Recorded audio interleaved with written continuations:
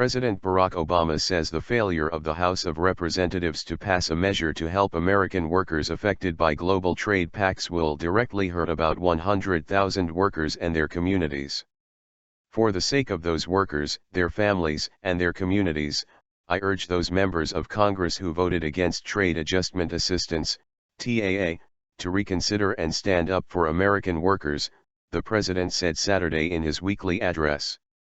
The president's ambitious Asia-Pacific free trade agenda was dealt a serious blow Friday when the House of Representatives voted against the part of the trade package that would have given aid to workers who lost their jobs as a result of U.S. trade deals. Obama's fellow Democrats, as well as Republicans, voted the measure down 302 to 126. Even though lawmakers went on to narrowly approve so-called fast-track authority for Obama to negotiate the Trans-Pacific Partnership, TPP, deal, the overall vote is far from a victory for the president. Republican lawmakers say they will try to bring the workers' aid portion up for a new vote Tuesday. Many Democrats are concerned TPP would send more American jobs overseas and hurt the environment. The workers' aid piece was initially included to appease Democrats, and Mr. Obama went to Capitol Hill Friday morning to make a last-minute appeal to key Democratic legislators. Even so, House Minority Leader Nancy Pelosi said she would oppose the legislation. Following the vote, she said in a statement that it's time for both parties to negotiate a better deal for the American people. We look forward to working in a bipartisan way for a trade promotion authority bill that has better transparency, more consultation with Congress, and stronger protections for congressional priorities, especially labor rights and the environment. On the Republican side, House Speaker John Boehner, who supported the measure, said he was disappointed.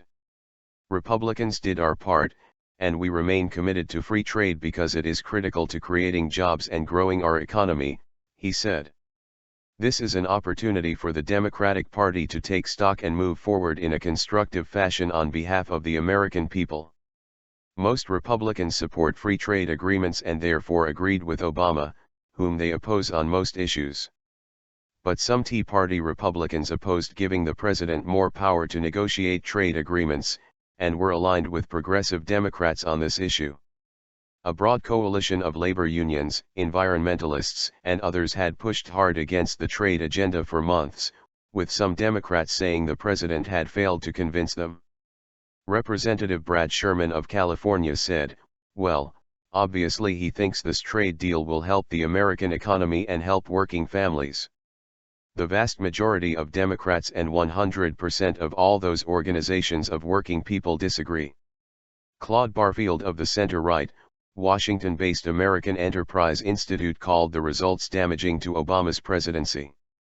The president has made this his major goal for his second administration, Barfield said. He's actually gone all out in terms of lobbying for the bill, some things he has never done before.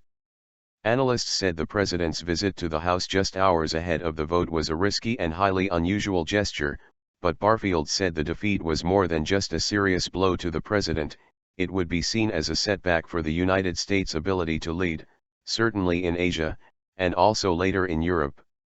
At the daily White House briefing, Press Secretary Josh Earnest played down the defeat in Congress, calling it a temporary setback. He said the president would continue to aggressively lobby House Democrats, because he believes trade promotion authority is critical to forging TPP and other multinational trade agreements. Fast Track. The Fast Track Authority that was approved Friday would allow the White House to negotiate the 12-nation Asian Trade Pact and others like it while preventing Congress from making any changes in the deals when they come up for approval or rejection.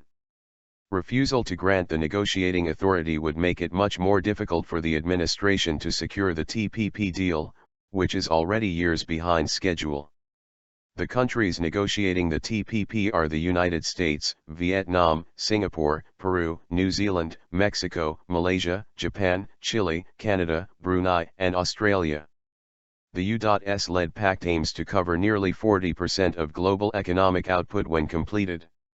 The White House has said the TPP would help further break down global trade barriers, open untapped markets, and grow the economy, while providing an important counterbalance to the growing economic strength of China.